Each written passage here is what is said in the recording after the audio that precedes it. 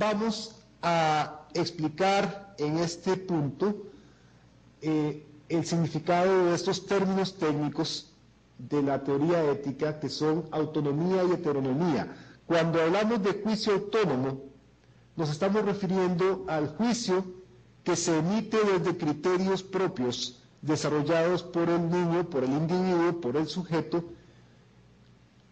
que el sujeto es autónomo cuando está en capacidad para darse su propia norma de conducta, cuando no depende de una voluntad ajena o de una autoridad ajena, porque por sí mismo, que es lo que significa el prefijo autos, está capacitado para discernir su curso de acción conveniente.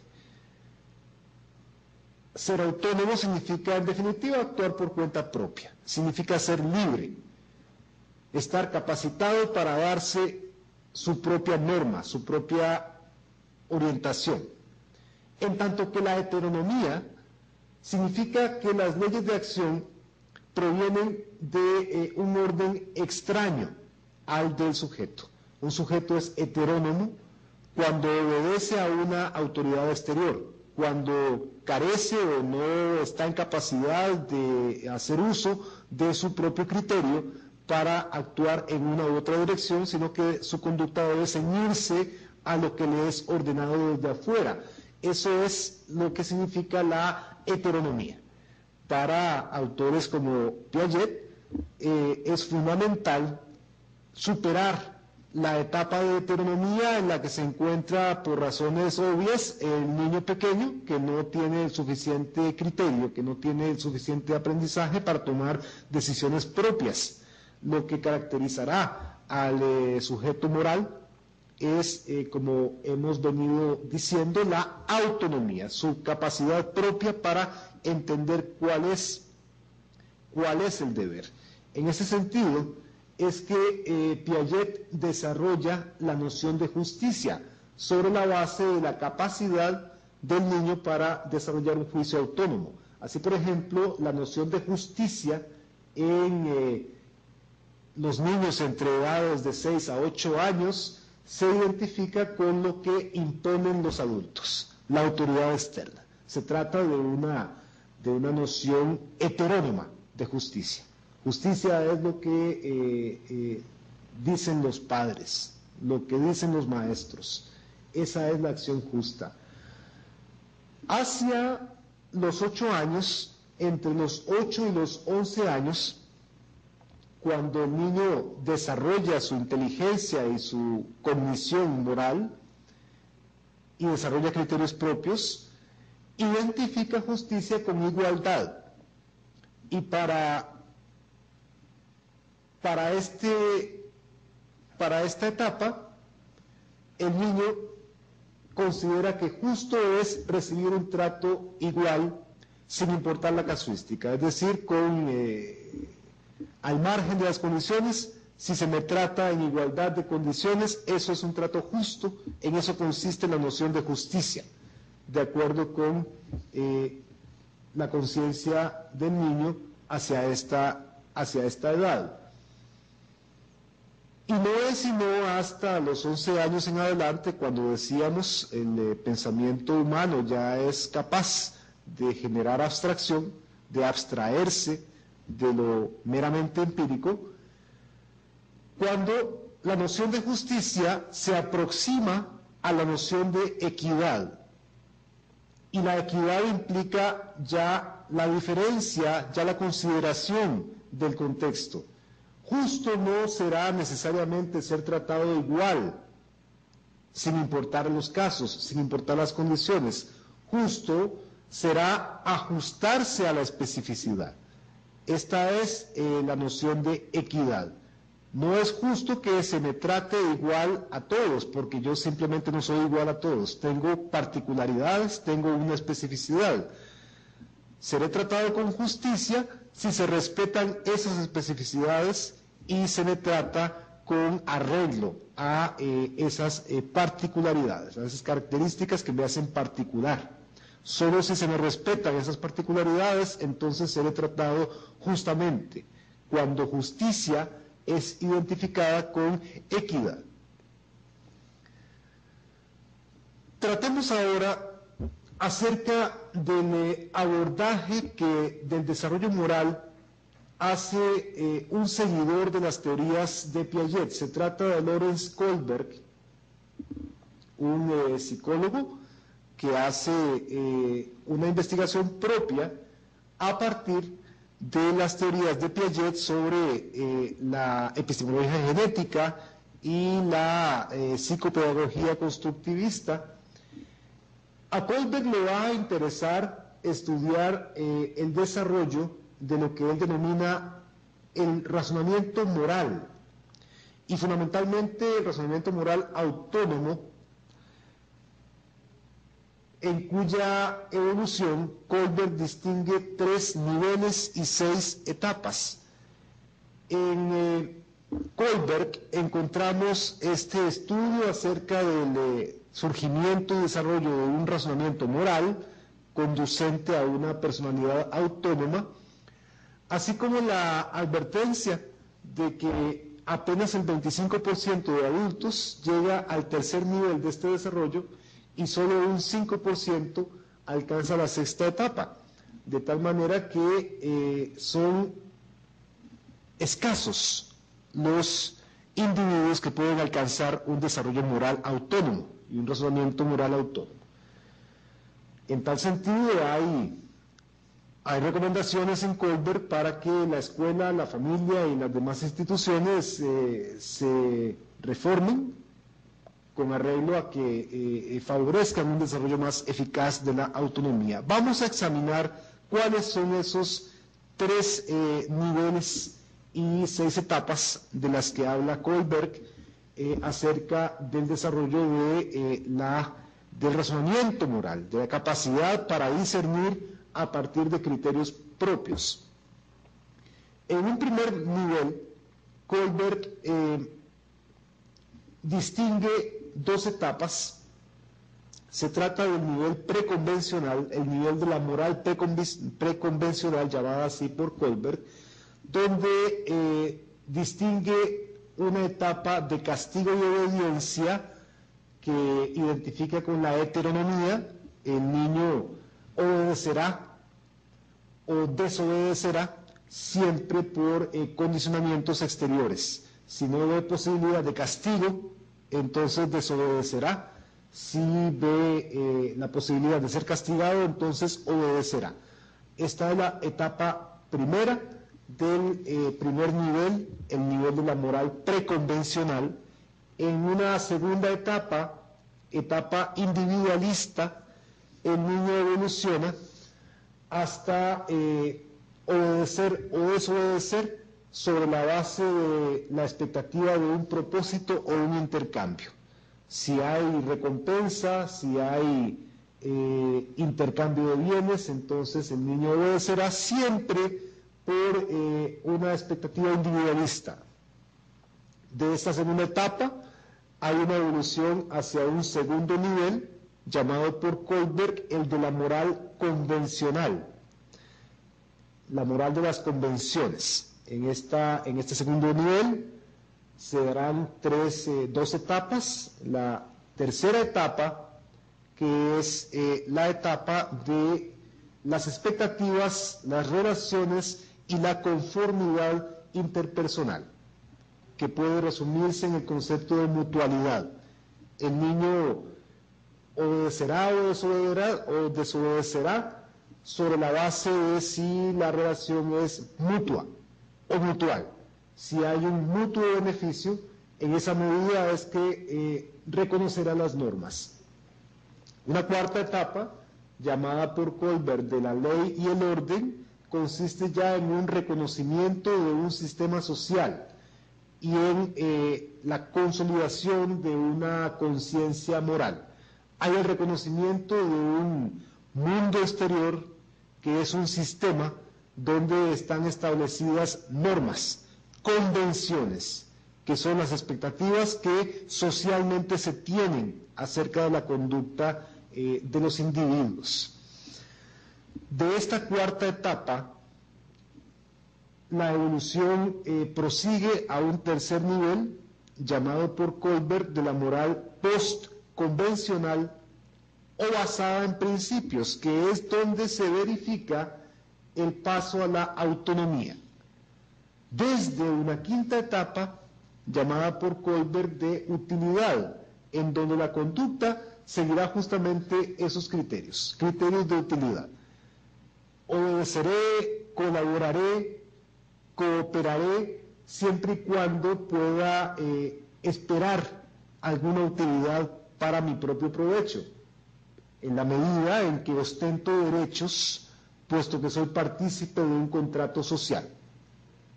De esta quinta etapa, la evolución sigue a una sexta, que es cuando, con independencia de cualquier recompensa o castigo, por la aparición, la evolución final de la autonomía, yo soy capaz de reconocer que hay principios éticos universales que deben ser practicados, porque de lo contrario yo no seré un buen ciudadano, no seré un buen miembro de la sociedad. Entonces estos niveles y estas etapas responden a una evolución del razonamiento moral, evolución que Kohlberg, así como Piaget, relaciona con el desarrollo moral que se da en la conciencia individual. Así, por ejemplo, recordemos que en Piaget se reconocían dos etapas: la etapa del realismo moral y la etapa de la autonomía o del juicio autónomo. Así también en Kohlberg, en la primera etapa del primer nivel, encontramos la heteronomía, en donde, como en Piaget, la justicia responde a la evitación de los castigos. Es una etapa egocéntrica, al igual que veíamos en Kohlberg. En una segunda etapa encontramos las determinaciones del propósito y el intercambio, etapa individualista, para la cual lo justo se relaciona con lo que se obtiene a cambio en provecho propio. En una tercera etapa, la etapa de la mutualidad, lo justo se corresponde con lo que beneficia mutuamente a las partes. En una cuarta etapa, la ley y el orden, es justo aquello que espera o aquello que demanda un sistema social, y por ende la conciencia que yo tenga de esas demandas. A eso se identificará la noción de justicia. Es justo cumplir los deberes aceptados previamente. Es justo ceñir mi conducta al contrato social, en la medida en que yo soy parte de ese contrato en calidad de ciudadano. Una quinta etapa de utilidad, donde ya nos encontramos en el nivel postconvencional. Lo justo será el reconocimiento de la diversidad de valores y opiniones, el respeto a las reglas para asegurar la imparcialidad y vigencia del contrato. Y finalmente, en la etapa de la autonomía, lo que encontramos por justo es lo que responde a valores y principios universales. Es justo si mi conducta se ajusta a esos valores y principios universales, con independencia de que yo pueda obtener beneficio o perjuicio. De nuevo estamos experimentando problemas técnicos con la presentación. Vamos a tratar de resolverlos para continuar con la segunda parte de esta videoconferencia.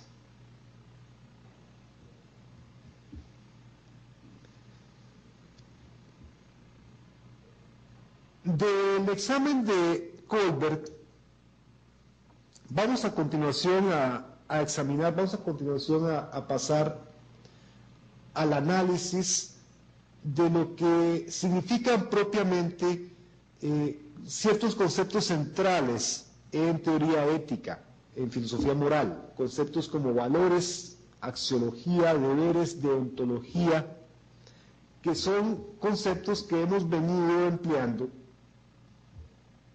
y que tienen significados muy concretos.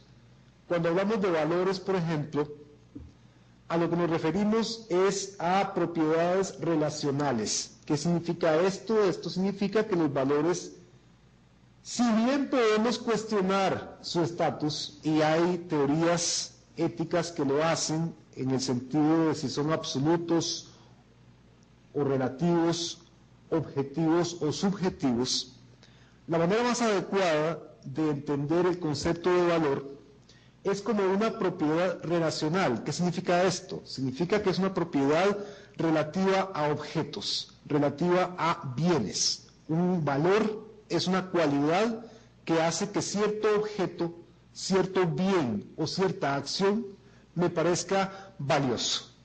No hay el valor entonces en sí mismo. El valor siempre está asociado a algo. Es una propiedad relacional de algo. Puede ser una acción humana, puede ser un objeto, puede ser una institución. Yo voy a decir de la educación superior que es una actividad valiosa, porque reconozco en esa institución una serie de elementos que me permiten hacer esa afirmación.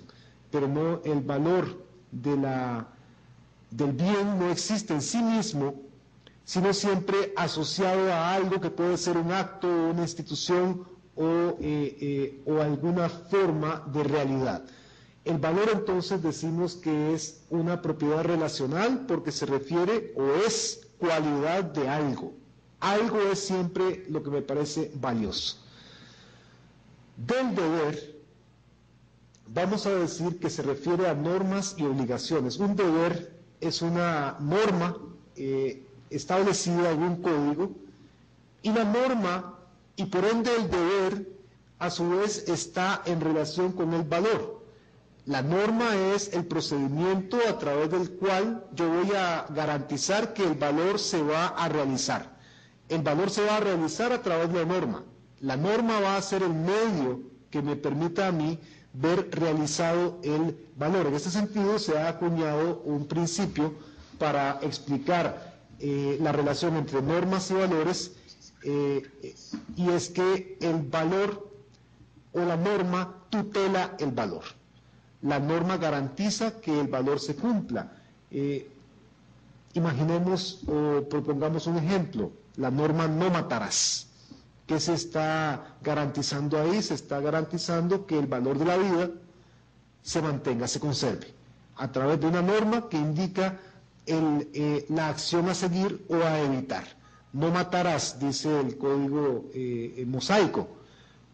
Mediante este principio, mediante esta norma, mediante este deber, se garantiza que efectivamente la vida humana no será violada. Hay entonces esta relación entre valores y deberes. Por lo que respecta a la axiología, decíamos, otro concepto central en ética, en filosofía moral, la axiología es el conjunto, o más bien es el estudio de los valores. Tiene una dimensión moral en la medida en que los valores que estudia la ética son los valores morales, y por ende la axiología tiene algo que aportar. El estudio de los valores de esas cualidades que decimos son relacionales, a eso se refiere la axiología. La deontología, otro de los conceptos señalados que nos interesan, es el estudio de los deberes, y es también, como veremos más adelante, una orientación en la forma de entender la moral. Cuando hablamos de deontología, estamos pensando en el estudio del conjunto de los deberes, del conjunto de las normas que deben ser practicadas en el ejercicio de una profesión, por ejemplo, o en general en el curso de la acción. Esa es entonces la deontología, a eso se refiere. En este cuadro, cuando vemos en la diapositiva un diagrama que indica la clasificación de los valores que hacía un filósofo alemán llamado Max Scheler, vemos justamente un ejercicio de axiología, porque efectivamente los valores no son únicamente valores morales. Una de las características de los valores es que son bipolares, hay valores y hay disvalores, así como también el hecho de que los valores son jerárquicos. Hay unos que están en una situación jerárquica superior en relación con otros. Para Scheler, por ejemplo, los valores pueden clasificarse de acuerdo con ese criterio de qué es más valioso que otra cosa. Scheler ponía los valores religiosos por encima de todo otro valor, en tanto que los valores más básicos serían aquellos que se refieren a lo útil, a la utilidad, valores tales como lo agradable y lo desagradable. A continuación seguía Scheler en su clasificación los valores vitales, que se refieren a lo saludable y lo enfermo, lo mórbido, lo patológico. Seguidamente los valores intelectuales, donde Scheler ubicaba los valores intelectuales, los morales y los estéticos. Justamente los intelectuales se referían al conocimiento y el desconocimiento de la ignorancia, los morales a lo justo y lo injusto, o en general el bien y el mal, y los estéticos a lo bello y lo feo, para acabar en los que Scheler consideraba en la cúspide de la escala axiológica, que eran los valores religiosos de lo sagrado y lo profano. Lo más valioso es aquello a lo que llamamos sagrado, lo menos valioso, lo menos considerable, aquello a lo que llamamos profano, desde la perspectiva de los valores religiosos. Cuando preguntábamos sobre si los valores eran absolutos o relativos, es una pregunta trasladable a la moral. Si asumimos que la moral es absoluta, estamos pensando en que no cambia en el tiempo, es la misma en todo contexto y en toda época. Se tratarían en este caso de percibir los ideales, los valores y las normas como absolutos, es decir, irreductibles, reales, necesarios, incondicionados. La vida es un ejemplo de cómo podemos considerar absolutamente un valor. El valor de la vida pensamos que es inviolable y en ese sentido lo respetamos incondicionalmente, el valor de la vida. Habría entonces en toda época y todo lugar los mismos valores y las mismas normas. Esto es lo característico del absolutismo moral, una moral predicativa. Se trata de predicar la moral, las normas, con independencia total del contexto donde se dan esas normas, donde prevalecen esas normas. La posición opuesta al absolutismo moral es el relativismo. Para el relativismo, la moral tiene que ver ya con el contexto, con las condiciones, es decir, ideales, valores y normas están relacionados con las condiciones materiales, con la época, con el lugar donde tienen lugar esas acciones, esos actos. No se puede predecir, no se puede predicar de nada que sea absolutamente bueno o malo, porque cada época establece sus propias normas, sus propios criterios de vida, de acuerdo con sus propias necesidades convivenciales. Esta es la posición relativista en moral. La moral no es absoluta, los valores no lo son, están relacionados siempre con las necesidades que cada época ostente. Entonces la pregunta de si la moral es absoluta o es relativa se relaciona con puntos de vista que son, decíamos, metaéticos. Una consideración metafísica, por ejemplo, nos llevará a percibir la moral en términos absolutos. Es la misma en toda época y lugar, nunca cambia. Absolutismo o relativismo moral están relacionados a su vez con lo que un filósofo inglés llamado Charles Dunbar Broad denominó el teleologismo y el deontologismo moral. Las teorías teleológicas son aquellas que fundan sus criterios en los fines, las metas, los propósitos o en general las consecuencias de los actos. Para Vogt, una acción es buena si obtiene buenos resultados, si se siguen buenas consecuencias de esa acción. Esto es lo característico de una perspectiva teleologista en ética.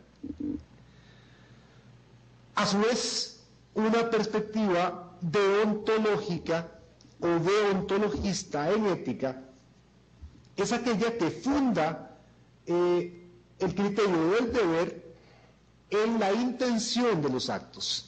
De tal manera que cuando se juzgan las acciones humanas, las acciones que se despliegan en contextos tales como el ejercicio de la profesión o en el contexto de las interacciones de los individuos, estas acciones se juzgarán de acuerdo con las intenciones detrás de las acciones. Hay un elemento de mayor autonomía en esta posición del deontologismo.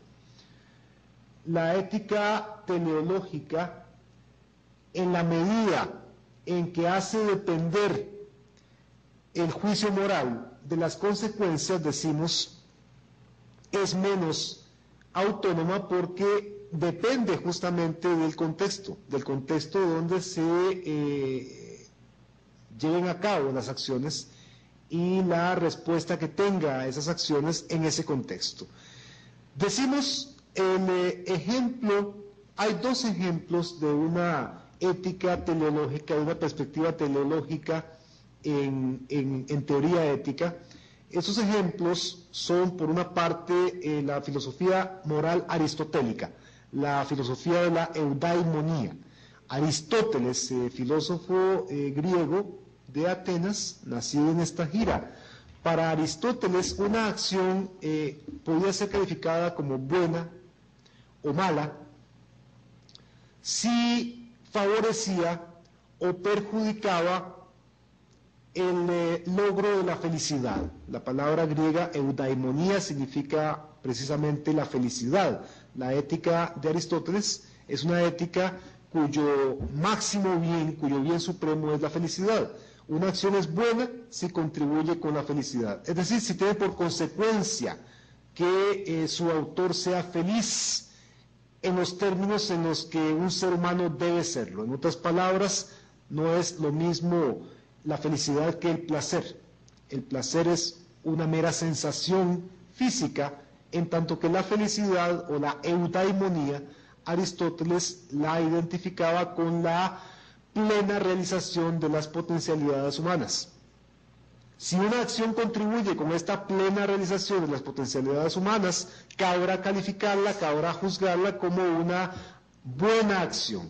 Esa es una ética teleológica, porque el criterio consiste en determinar las consecuencias, determinar si las consecuencias fueron buenas en función con el fin. La palabra telos, de donde proviene teleológico, significa justamente eso, es el fin. Si la acción contribuye con el fin, entonces será buena. Si la acción entorpece la consecución del fin, entonces será una mala acción. Una ética teleológica es por ende una ética como la de Aristóteles, la que funda su criterio en la consecución del fin obtenido. Pero pensemos en un ejemplo más cercano a nosotros de una ética teleológica. Pensemos en la ética cristiana.